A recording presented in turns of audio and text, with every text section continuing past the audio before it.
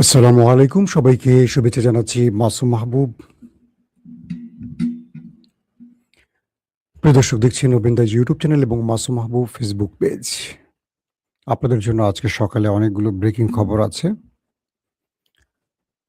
প্রথম যে শিরোনামটি ব্রেকিং খবরের সেটি হলো, যেকোনো সময় ইরানে আমেরিকা ইসরায়েল আক্রমণ করতে যাচ্ছে, চূড়ান্ত সিদ্ধান্ত চলে এসছে।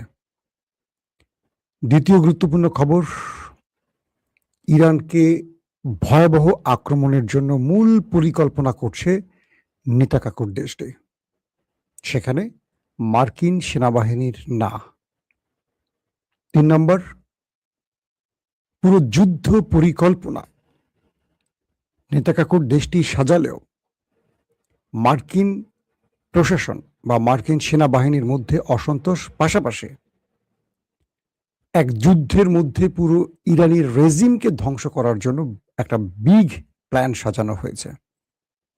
দর্শক, কিভাবে আমেরিকা এবং ইসরায়েল ইরানকে পরাজিত করতে চায় তার পুরো পরিকল্পনাটি তুলে ধরার চেষ্টা করছে।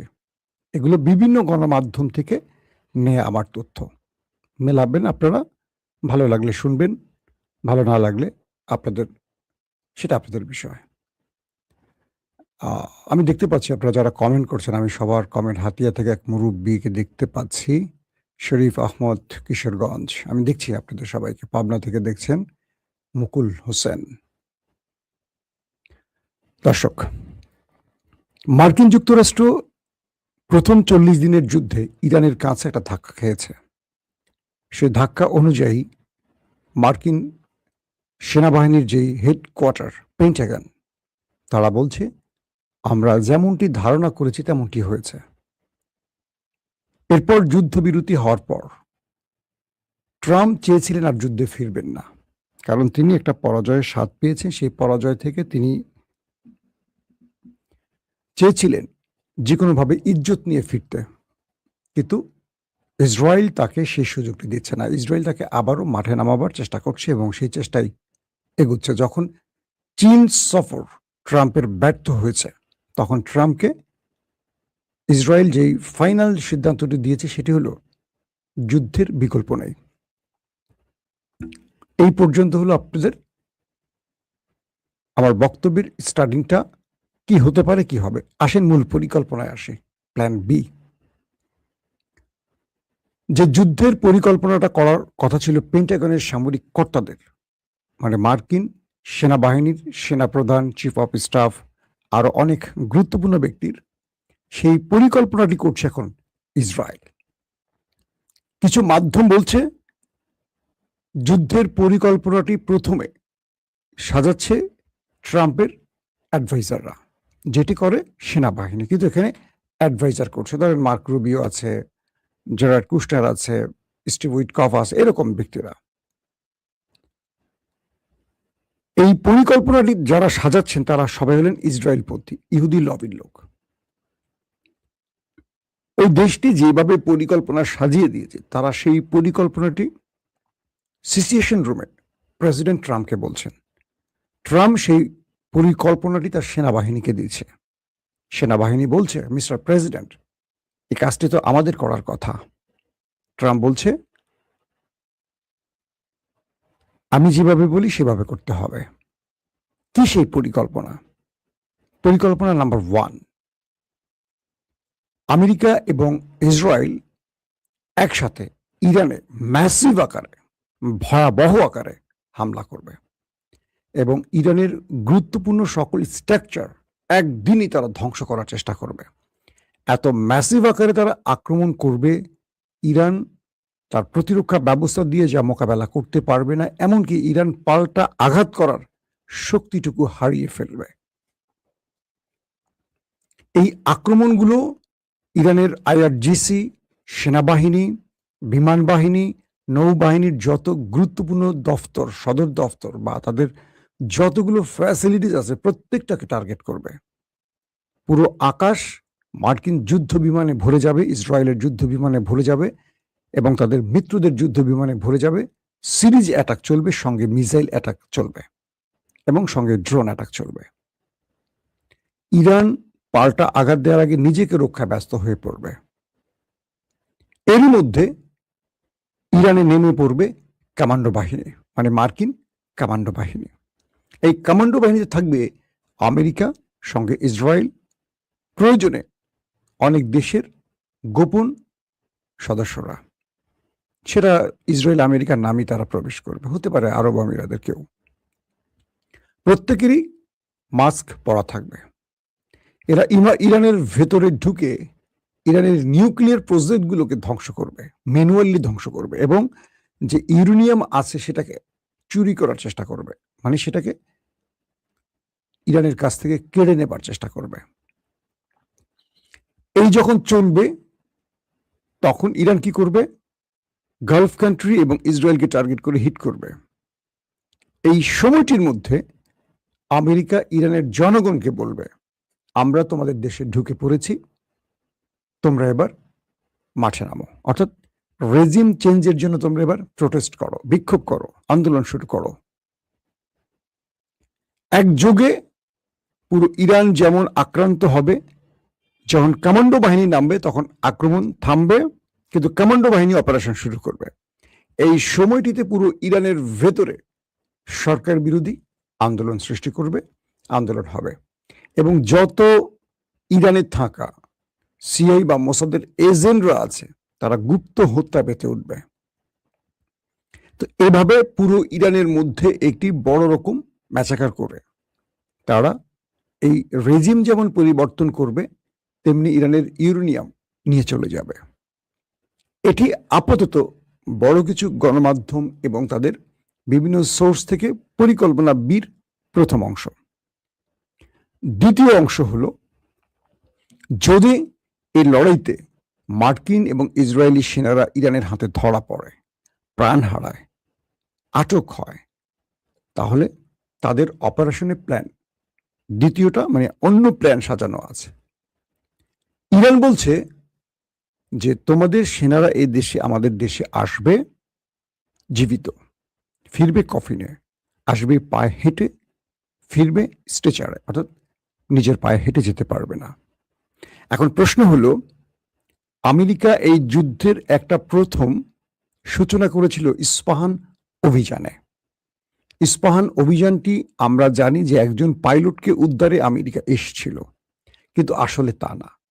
ইস্পাহানের এমন জায়গায় এই অভিযানটি করা হয় যেখানে খুব কাছাকাছি অঞ্চলে ইরানের ইউরেনিয়াম লুকানো আছে বলে আমেরিকার ধারণা, এবং যতগুলো এয়ারক্রাফট, ড্রোন, রিফুয়েলিং ট্যাঙ্কার এবং হেলিকপ্টার, অ্যাটাকিং হেলিকপ্টার প্রবেশ করেছে, এটা একটা অপারেশনাল টিম। এটি একজন পাইলটের উদ্ধারের জন্য না। কিন্তু ইরান ইস্পাহান অভিযানে আমেরিকাকে পুরোপুরি পরাজিত করে ফেলে, এবং আমেরিকা সেখানে প্রায় 1 ডজনের উপর এয়ারক্রাফট হারায়, প্রচুর সেনা হারায়। সেগুলো নিয়ে ইরান এআই মুভিও বানিয়েছে, আপনারা দেখেছেন হয়তো অনেকে। এই পরিস্থিতির মধ্যে যে কাজটি ইসরায়েল করবে, তারা আমেরিকার সাথে পরিকল্পনা করে এই লড়াইটা শুরু করলেও তারা যখন দেখবে যে ইরান এই খেলাতে হেরে যাচ্ছে, তখন তারা ইরানের মধ্যে গুরুত্বপূর্ণ স্ট্রাকচারগুলো ধ্বংস করে দেবে, সেকেন্ড পজিশনে হিট করবে। হয়তোবা আমেরিকা বলবে এটা আমরা করিনি, এটা অমুকে করেছে, তমুকে করেছে, মানে আমেরিকা হয়তো এটা করবে না আমেরিকার লক্ষ্য পূরণ হয়ে গেলে। এটা হলো তাদের একটা পরিকল্পনা। এখন প্রশ্ন করতে পারেন, এই পরিকল্পনা আমি জানি, ইরান জানে না? ইরান জানে। ইরান জানে, পৃথিবীর বড় বড় গণমাধ্যম জানে, ইন্টেলিজেন্স জানে, জানে অনেকে। হয়তো বা আজকে আমার মাধ্যমে আরো 200 ইউটিউবাররাও এই কথাগুলো ছড়াবে, অনেক টেলিভিশন ও নিউজগুলো নেবে, জানবেন। বিষয়টা জানাজানির নয়। বিষয়টা কি, ইরান এটার জন্য প্রস্তুত কতটুকু? ইরান বলছে যে আমাদের ফাইটাররা প্রস্তুত। ইরান আক্রান্ত হলে, ইরান প্রথম হুমকি দিয়েছে আমরা নিউক্লিয়ার বানাবো। আমার ধারণা ইরান এই কাজটি করে ফেলেছে। বলবেন, অনেকে আমাকে বলেন যে ভাই এটা তো বলেন সবসময়, ইরান যদি নিজে না বলে যে আমরা বানিয়ে ফেলেছি, আমি কি বলবো বানিয়ে ফেলছে? কিন্তু ইরানের বক্তব্য, সিমটম, ইরানের সাহস, ইরানের অ্যাটাকিং মুড, আমেরিকাকে পাল্টা জবাব, সবগুলো ডট কানেক্ট করলে যেটি মনে হয় যে ইরান ওই নিউক্লিয়ারের কাজটি সেরে ফেলছে, আর এই জন্যই আমেরিকা পাগলা হয়ে গেছে, ইসরায়েল পাগলা হয়ে গেছে। Number one. Number two, Iran বড় মাত্রায় তার ভয়ঙ্কর মিসাইলগুলো দিয়ে দখলদার দেশটিকে টার্গেট করবে। অর্থাৎ ইরান যে পজিশনে আছে, আক্রান্ত হবে। ইরান তো ধরেন তেহরান থেকে বসে আক্রমণ করবে না, বা একটা নির্দিষ্ট অঞ্চল থেকে আক্রমণ করবে না, সেনা সদর দপ্তর থেকে আক্রমণ করে না। ইরানের আক্রমণের লঞ্চারগুলো, মিসাইল লঞ্চারগুলো, ড্রোন, মোবাইল লঞ্চারগুলো প্রত্যেকটা পাহাড়ি গোপন গোপন স্থানে লুকানো আছে। অর্থাৎ ইরানে এত পার্বত্য অঞ্চল আছে, পাহাড়ি অঞ্চল আছে, এত মরুভূমি অঞ্চল আছে, যেখানে মাটির নিচে বাংকারের মতো করে রাখা হয়েছে। এগুলো আক্রমণের সময় জাস্ট উপর থেকে মাটির প্লেট সরে যায়, আক্রমণ করে, সেটা আবার বন্ধ হয়ে যায়। স্যাটেলাইট ইমেজ সেটাকে নিখুঁতভাবে ধরতে পারে না। আবার মোবাইল লঞ্চারগুলো এক জায়গা থেকে এক জায়গায় একটা আক্রমণ করছে, 50 কিলোমিটার দূরে গিয়ে আবার আক্রমণ করছে, আবার 150 কিলোমিটার দূরে গিয়ে আবার আক্রমণ করছে। অর্থাৎ বিশাল আয়তনের ইরানের এমন এমন জায়গা আছে যেখান থেকে উপর থেকে সঠিক স্থানগুলো নির্ণয় করতে পারে না আমেরিকা এবং ইসরায়েলের স্যাটেলাইট প্রতিষ্ঠানগুলো। তো ইরান যে কাজটি করছে সেটি হলো ব্যাপক আকারে মোবাইল লঞ্চার তারা ইউজ করছে। কারণ এই যুদ্ধকালীন সময় এবং পরবর্তী সিজফায়ারে তাদের পররাষ্ট্রমন্ত্রী আব্বাস আরাকচি বলছেন যে আমরা 120% মিসাইল লঞ্চার তৈরি করে বসে আছি, যেটা তাদের তাদের সিআইএ বলেছিল যে ইরানের কাছে যুদ্ধের পর অবশিষ্ট অক্ষত আছে অস্ত্র 75%-এর মতো। ট্রাম্প বলছিল 15-20%, সিআইএ বলছে 75%। ইরানের আব্বাস আরাকচি বলছেন যে না, 100%ও না, আমাদের 120% আছে। মানে আমরা তোমাদের কল্পনার চেয়ে বেশি তৈরি করে রেখেছি যুদ্ধের পরে, কারণ আমরা জানি এই কাজটি তোমরা করবা।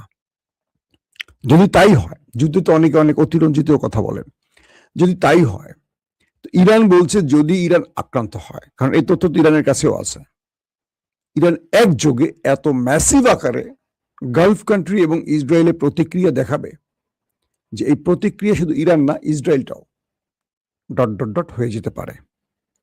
অর্থাৎ ইরান দখলদারদের ডিমোনা নিউক্লিয়ার প্ল্যান্ট যেখানে, পাওয়ার প্ল্যান্ট যেখানে, তেল রিফুয়েলিং যেখানে, পানি শোধনাগার যেখানে, তাদের যে গুরুত্বপূর্ণ সামরিক স্থাপনা যেখানে, প্রত্যেকটিকে টার্গেট করে একটি নয় একাধিক মিসাইল আপলোড করে রেখেছে, নেভিগেশন অন করে দিয়েছে, জাস্ট সুইচ টিপ দেবে।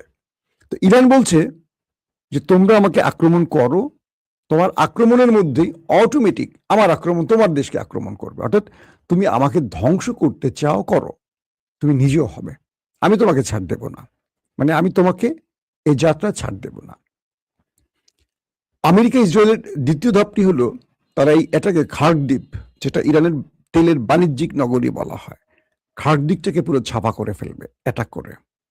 তারপর হরমুজ প্রণালীকে কন্ট্রোল যেখান থেকে করা হয় সেটাকে ব্যাপক অ্যাটাক করবে। অর্থাৎ এই পজিশনগুলো অ্যাটাক করে ইরানের প্রথম সারির তো মোটামুটি কমান্ডাররা শেষ, দ্বিতীয়, তৃতীয়, চতুর্থ সারিকে শেষ করবে। এটা হলো তাদের টার্গেট। ইরান কি করছে, পুরো অ্যাটাকিং পজিশনটাকে সাজানো হয়েছে ফোর্থ লেয়ারকে দিয়ে।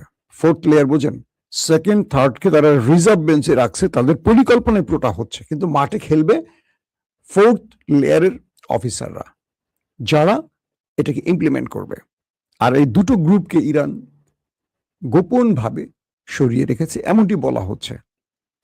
আর ইরানের ভেতরে যে মোসাদ বা সিআই গুপ্ত হত্যায় মেতে উঠবে বা প্ল্যান করা হয়েছে, এদের বড় একটি গ্রুপকে ইরান ট্র্যাক করে রেখেছে, তাদের প্রতিটি গতিবিধি ইরান লক্ষ্য করছে। অর্থাৎ ইরান যাদেরকে ধরার প্রয়োজন তাদেরকে ধরে ফেলছে, কাউকে কাউকে ইরান শনাক্ত করে ফেলছে, কিন্তু ধরছে না। না ধরে তাদের বিরুদ্ধে একাধিক গোয়েন্দা লাগিয়ে তাদের মনিটর করছে, কারণ তাদের উপর নির্ভর করে ইরান অনেক কিছু জানবে, অনেক কিছু করবে। ধরেন যে লোকটি ইরানের ভেতরে মোসাদের হয়ে কাজ করছে, তাকে ধরছে, তার স্বীকারোক্তি অনুযায়ী আরো 5 জনের নাম ঠিকানা বের করে রাখছে। তো এদেরকে ইরান মনিটর করছে, কখন কোথায় যাচ্ছে, কি করছে। তো বলা হচ্ছে যে ওই সময়টিতে এদেরকে ইরান কাপ করে ধরে ফেলবে এবং এদের মাধ্যমে বড় নেটওয়ার্কটাকে ইরান খেয়ে দেবে। তো সবকিছু মিলে যুদ্ধ পরিস্থিতিটা এমন একটি পর্যায়ে গেছে, মার্কিন গণমাধ্যম নিউ ইয়র্ক টাইমস বলছে যে কোনো সময় এটি বড় মাত্রায় অ্যাটাক হবে। তবে এখানে যে বিষয়টি এখন আমেরিকার জন্য টেনশনের কারণ হয়েছে সেটি হলো ইসরায়েলের পরিকল্পনায় আমেরিকা যুদ্ধ করবে না, আমেরিকার পরিকল্পনায় ইসরায়েল যুদ্ধ করবে। পেন্টাগন আর প্রেসিডেন্ট ট্রাম্পের মধ্যে একটা বিরোধ লেগে গেছে, যে কারণে সেনা প্রধানকে কিন্তু বরখাস্ত করা হয়েছে জানেন, বা তিনি সরে গেছেন, তাদের নিরাপত্তা প্রধান সরে গেছেন, তাদের কাউন্টার টেরোরিজমের প্রধান সরে গেছেন, কারণ ট্রাম্পের এই হিসেবের সাথে তাদের হিসেব মিলছে না। এবং স্টিভ উইটকফ তিনিও কয়েকটি ক্ষেত্রে ট্রাম্পের সাথে খোটাখুটি শুরু করছেন, তিনি নেতানিয়াহুর সাথে বিতর্কেও পর্যন্ত তর্কেও পর্যন্ত জড়িয়েছেন। তার মানে পেন্টাগন বলছে, মিস্টার প্রেসিডেন্ট, এটা আমাদের জন্য আরো বড় ক্রাইসিস আসবে, কারণ ইরানে ঢোকার পর আমাদের কমান্ডো বাহিনী বা আমাদের ফাইটাররা কজন ফিরে আসতে পারে সেটা নিয়ে আমরা দুশ্চিন্তায় আছি। কিন্তু ইসরায়েল নাছোড়বান্দা, তারা আমেরিকাকে দিয়ে যুদ্ধটা করাবেই। এবং আমেরিকা ট্রাম্প অ্যাভেস্টিন ফাইল বলি বা গোপন কোনো ভিডিও বলি, গোপন কিছু আছে যেটা ইসরায়েলের হাতে, যেটার কারণে ইসরায়েল তাকে দিয়ে এখন পুতুলের মতো খেলছে। তবে এই লড়াইতে আরো কিছু দেশ গোপনে ইরানের সাথে, ইরানের বিরুদ্ধে আসতে পারে, আবার ইরানও তার কিছু মিত্রদের রেডি রাখছে, কারণ ইরান জানে। এজন্য ইরানের জাতীয় নিরাপত্তা প্রধান তিনি তুরস্ক সফর করেছেন, এবং ইরানের সাথে একটি হাই ডেলিগেশন, পাকিস্তানের সাথে তাদের মধ্যে দুতিয়ালি চলছে। পাকিস্তান এর আগেও ইরানের বিমানগুলোকে গোপনে আশ্রয় দিয়েছিল। তো বলা হচ্ছে যে পাকিস্তান ইরানকে একটা ভালো সহযোগিতা করছে, যেটা পাকিস্তান প্রকাশ্যে আসবে না, কারণ পাকিস্তান মধ্যস্থতাকারী হিসেবে আমেরিকা ইরানের সাথে কাজ করছে। এবং সৌদি আরবকে ইরান যে বার্তাগুলো দিয়েছে, সৌদি আরব তার রিপিট যে বার্তাটি দিয়েছে সেটি হলো তারা এই যুদ্ধে আমেরিকা ইসরায়েলের পক্ষে নামবে না, এবং তারা ইরানকে ধ্বংসের পক্ষে নয়। তো সবকিছু মিলে পরিস্থিতি যা বলছে খুব ভয়াবহ দিকে যাচ্ছে, এবং এই লড়াইটা পুরো পৃথিবীকে এক অন্ধকার সময়ের দিকে নিতে পারে। এখন আমেরিকা শেষ পর্যন্ত নেতা কাকুর বুদ্ধিতে আরো ধ্বংসের দিকে যাবে, নাকি তারা একটা শান্তির দিকে যাবে, এই বিষয়গুলো হয়তো আমরা আগামী কয়েকদিনের মধ্যে বুঝতে পারবো। তার মানে 40 দিন পর একটা বড় যুদ্ধের ফ্রেম তৈরি হচ্ছে মধ্যপ্রাচ্যে। প্রত্যেকে ভালো থাকবেন। আল্লাহ হাফেজ।